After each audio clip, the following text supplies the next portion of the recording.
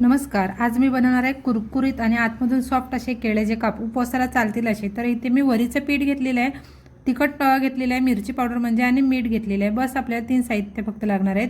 कच्ची केळी घेतलेली आहेत. वरून आपण असे चाकूच्या साहाय्याने ही सालं आहेत ती काढून घ्यायची आहेत आणि चकत्या करून घ्यायच्या आहेत. तुम्ही यामध्ये पाहिजे तर गोल पण चकत्या करू शकता. मी इथे उभ्या चकत्या केलेल्या आहेत. एका केळीचे 4 काप केलेले आहेत मी. अशा पद्धतीने पातळ स्लाइस करून घ्यायचे.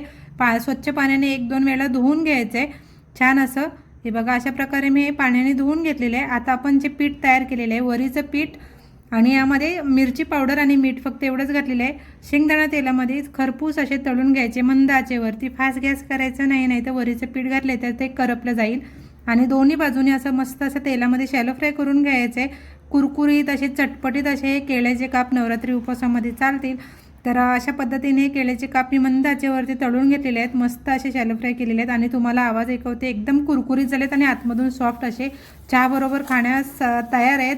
मधल्या वेळेमध्ये पण किंवा आपण दह्याबरोबर पण हे खाऊ शकतो. छान असे मस्त कुरकुरीत झालेले आहेत. आवाज ऐकू शकता आणि अजिबात तेलकट होत नाही ते केळ्याचे काप. छान असे केळ्याचे काप होतात. हे बघा आवाज एकदम मस्त कुरकुरीत झालेले आहेत हे केळ्याचे काप. कच्च्या केळीमध्ये पोटॅशियम, फायबर आणि ऊर्जा भरपूर असते, म्हणून तर हे आपल्याला छान असे उपवासाला चालतील असे केळ्याचे काप तयार झालेले आहेत. तुम्हाला जर आवडलं तर लाईक, शेअर, सबस्क्राईब नक्की करा.